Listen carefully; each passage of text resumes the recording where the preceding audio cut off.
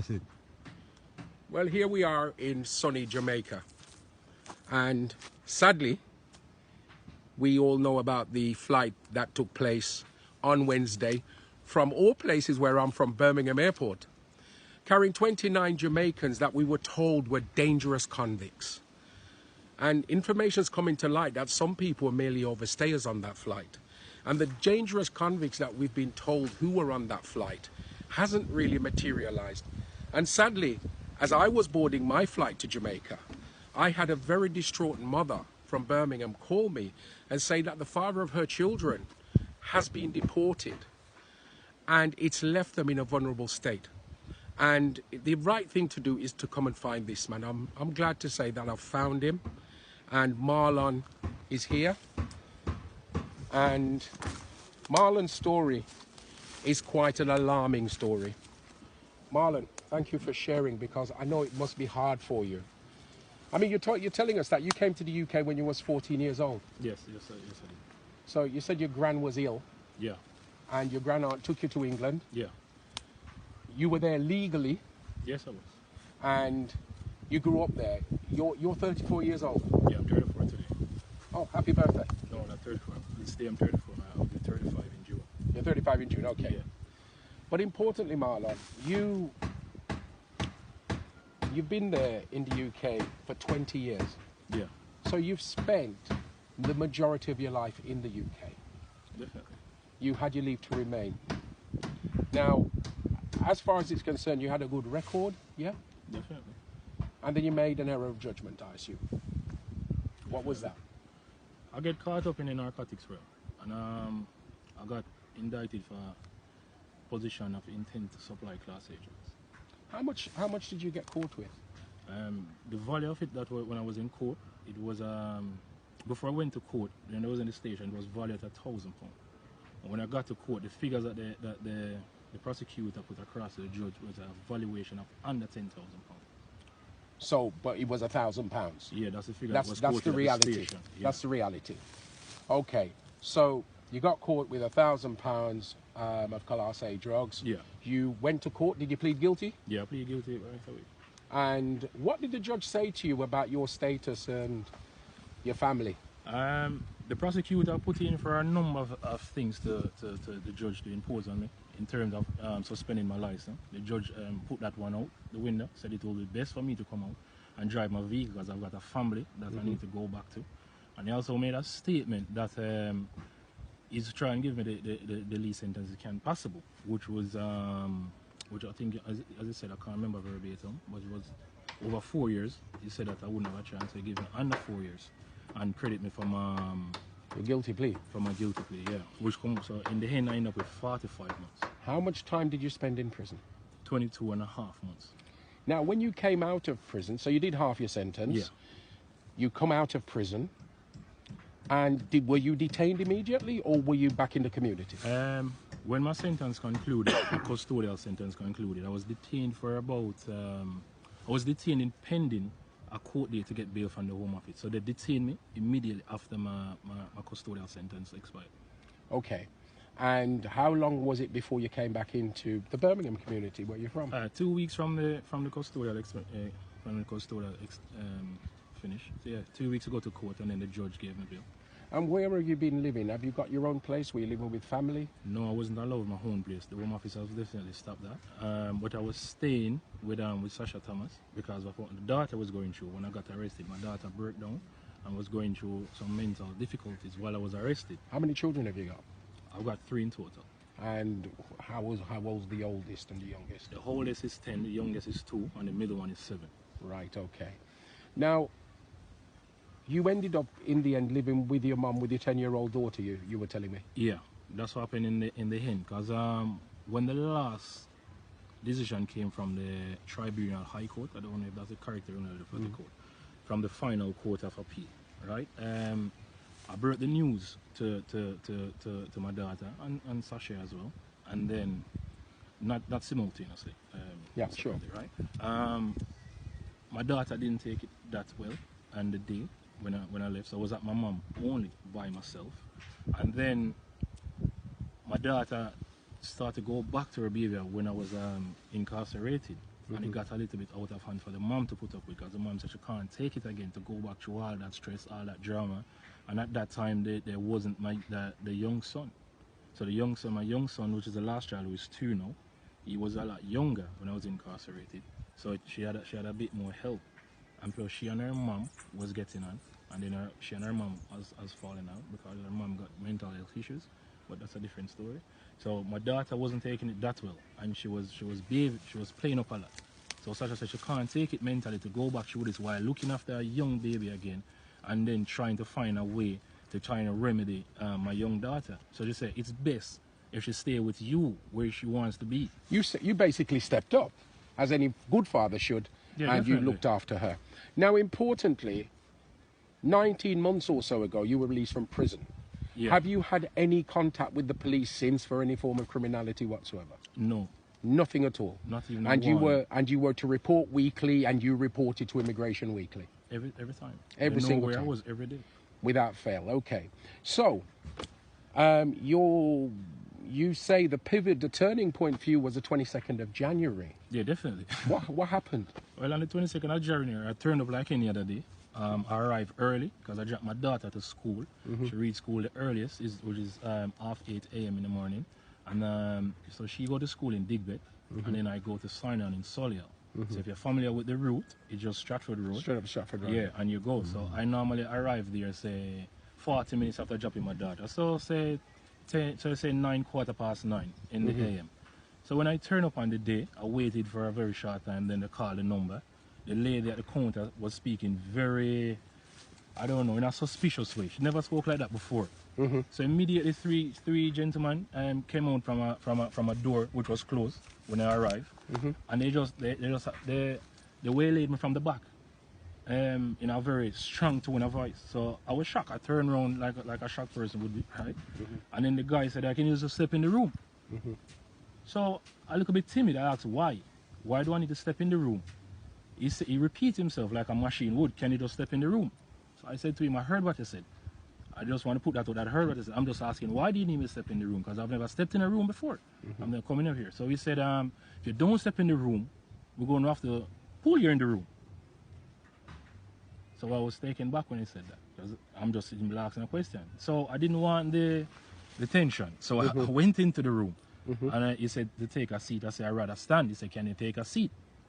So I said, "Okay, I feel like I've done something wrong here now, because you're speaking to me very directly and aggressively, you know." So I'm asking what? So he asked me a question, and he said, "When was the last time I signed on?" And I said, "I don't see why I need to answer that question, because you work with the Home Office. That to me is a ridiculous question. When was the last time I signed on?" So at that point I asked him who he is. Okay, you're going to ask me a simple question like that. I'm asking what records you hold of me then. So he said he's from the Home Office. So I said, "Well, I'm not going to answer any Home Office question, because that's a stupid question you're going to ask me." So he asked me if I've heard anything from the Home Office. I said no. So he said, "Okay, the Home Office have a right to us with your results." So I said, "Okay, why would they write to here?" Because when I communicated to the Home Office before, they said all I need to do here is sign on and go back home, and all communication should come to Liverpool through them. And likewise, they will contact me at my address. Well, you had a solicitor working for you as well, didn't you? Yeah, I had a solicitor working for me. Yeah. Okay, so in a nutshell then, I'm assuming this is leading to the fact they detained you that day. Yeah, they detained me that day. So they detained you and took, which detention centre did they take you to? It was, let me just recollect here, it was Heathrow IRS. So Right. Immigration Removal Centre. Heathrow Immigration Removal. That was Carnbrook. So they took you to Heathrow, Yeah. and then obviously things developed. And in terms of now, I mean, the journey here, I mean, what happened? Was you given advance notice that you were to be on this flight that came into Kingston on Wednesday? No, it was to my surprise. When I arrived there, I get a chance to take everything in. Bear in mind the duration of that day since my detention at the Solihull Reporting Centre. A lot have happened because I was trying to get care from my daughter at that point, because I was threatened, so my daughter would be taken into care. So hang on, That's right, because you dropped your daughter to school. Yeah, so I was the one supposed to pick her up. Pick her up, and Yeah. they're saying they don't care. Your daughter will just go into care if no one picks her up. In a succinct way, yes. Yeah, in a nutshell, yeah. Now, in terms of the journey here, Yeah. when did you realize that you were going to be on this flight? 8 hours prior. 8 to the hours? flight. Yeah, 8 hours. Now, you arrived in Kingston. What were conditions like when they took you on the plane? Because we were hearing that people were handcuffed, they had 3-4 guards to one person. Is that the case?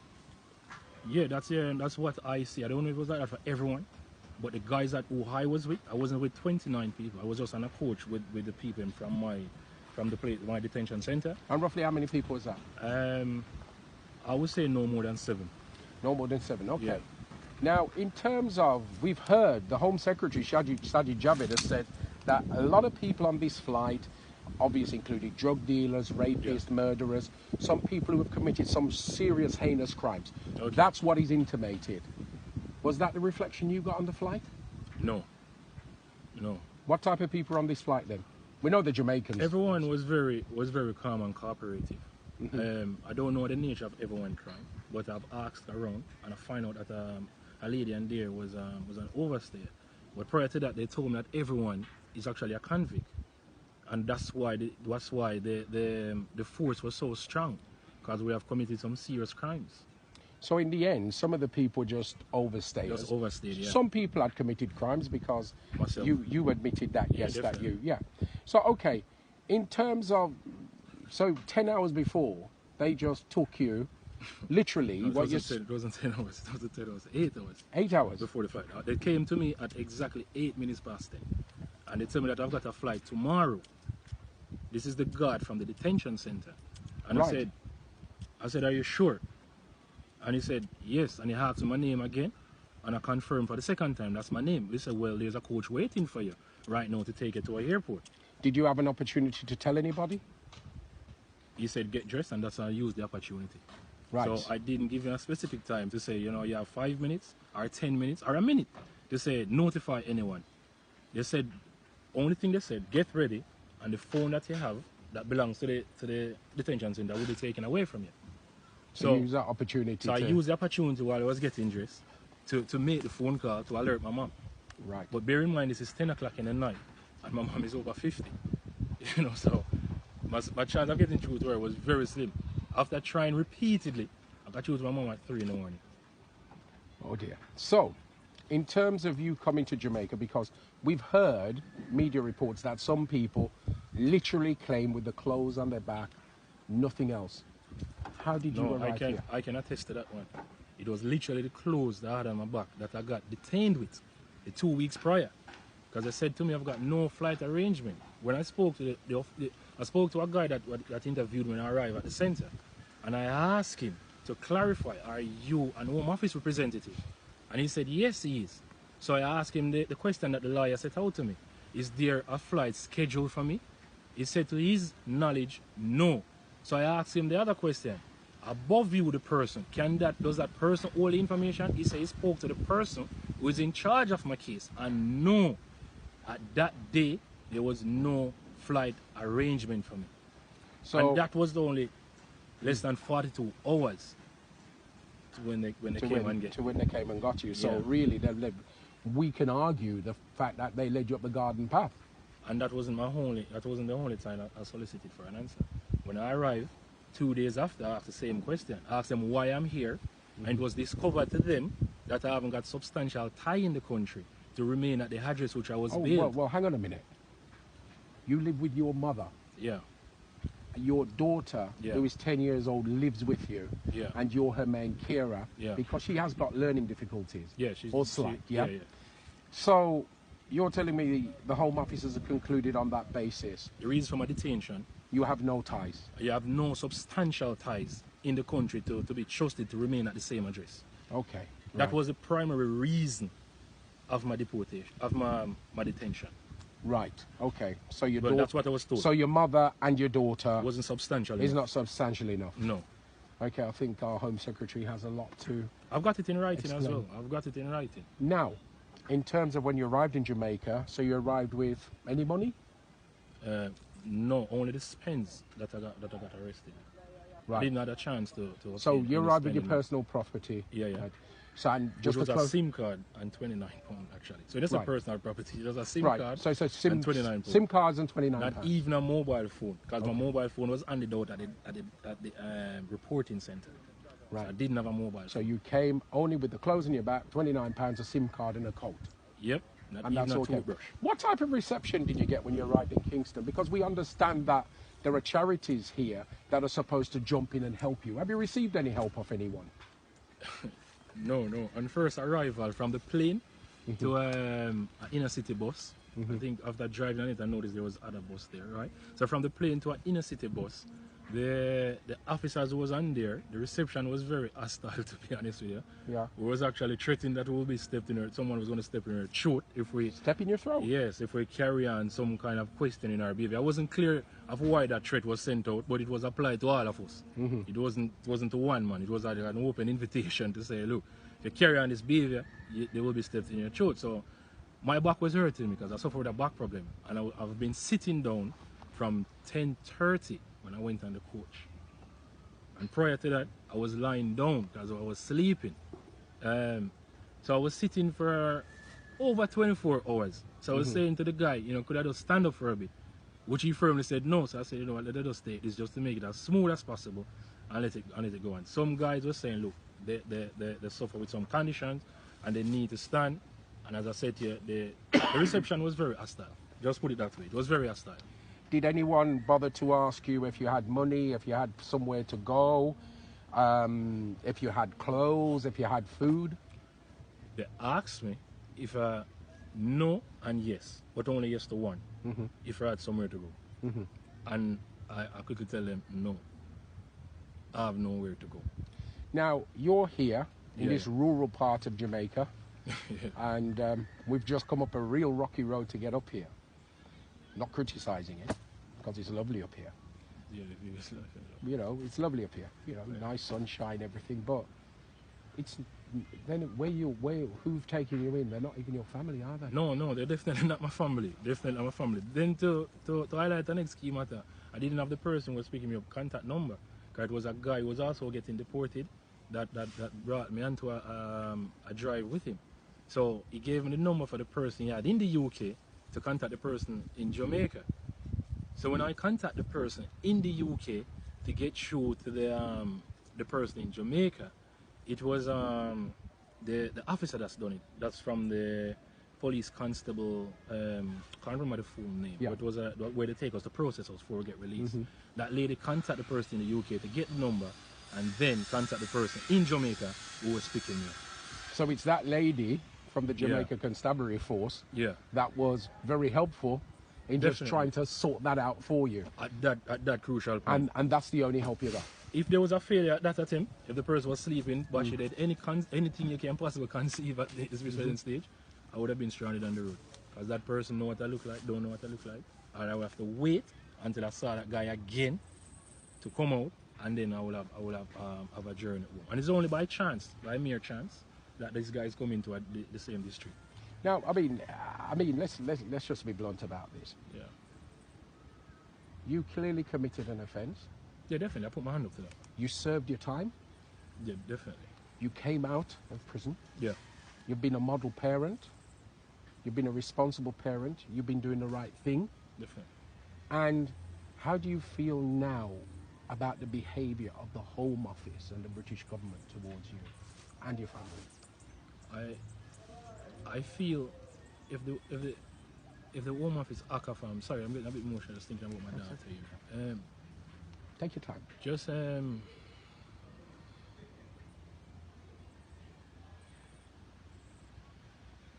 I'm trying not to.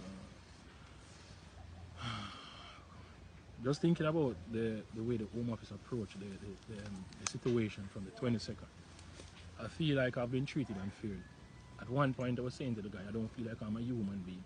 The way you are attacking me at hard times. I'm complying. I haven't put up no force. I haven't been rude. I haven't said nothing disrespectful. I haven't said nothing degrading. And at hard times, I've been treated in an inhumane way. I was even on the day that I got detained, and I was asking for a call just to phone my daughter at school, because she was going to finish school at 3. And I said, look, I'm the one who always pick my daughter up. If someone else comes to pick her up, it's going to seem shocking and alarming to her. So can I just let her know? They said they will do it if they possibly can. It was only the grace of one lady that said, look, I've got a child. And she allowed me to make a phone call to the school at 3 o'clock. Just to let my daughter know that someone else was going to come and pick her up.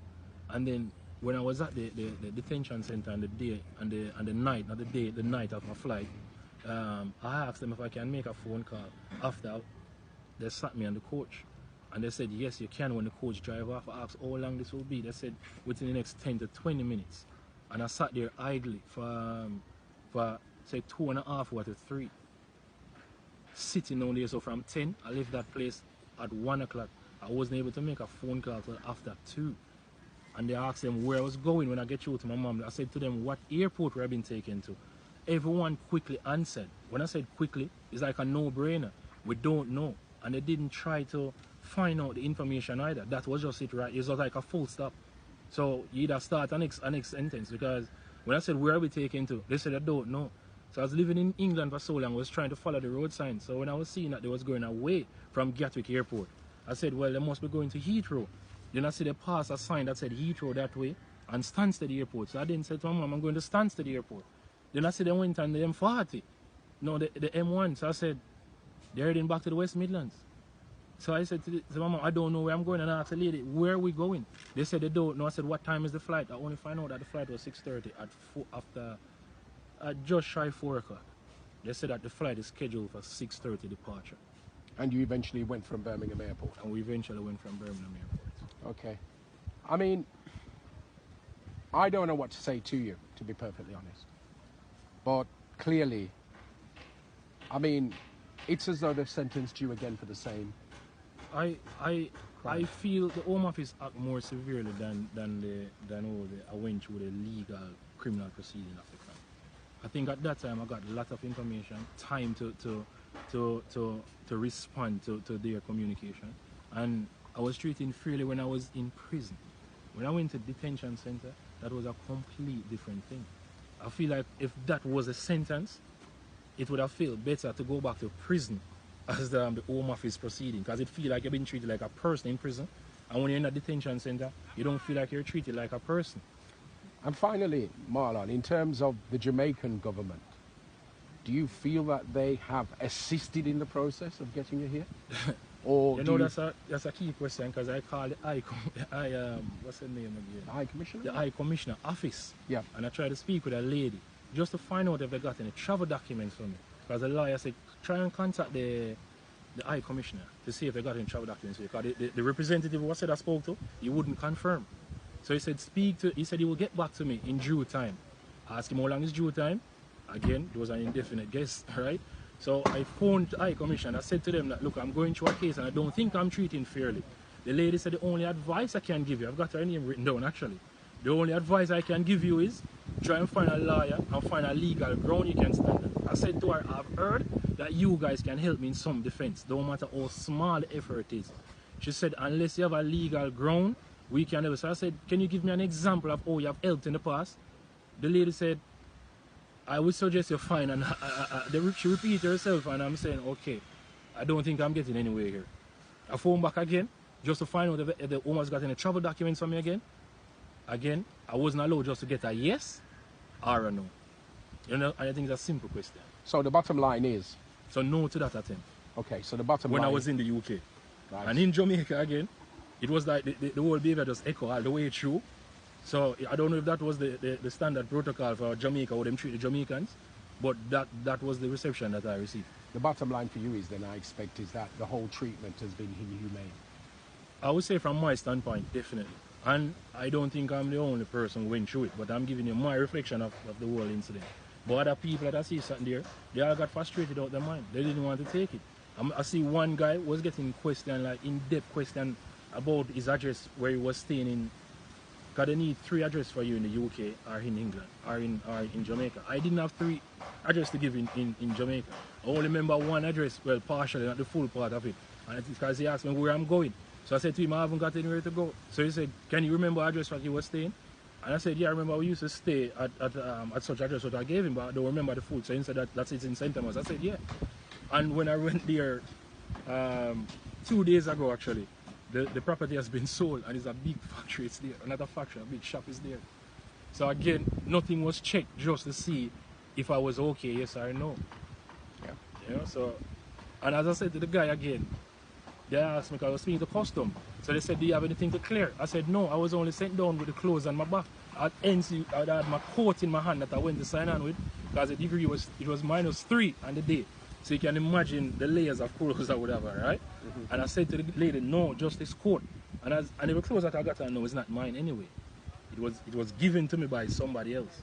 I only come down with one underpants, one shirt, my trouser, and my shoes, and a 29 pound and a SIM card. The Buju Banton song reflected in my head. And I said, is this really how they treat the people? I wasn't given a chance to get no property, nothing. And I told the guy this.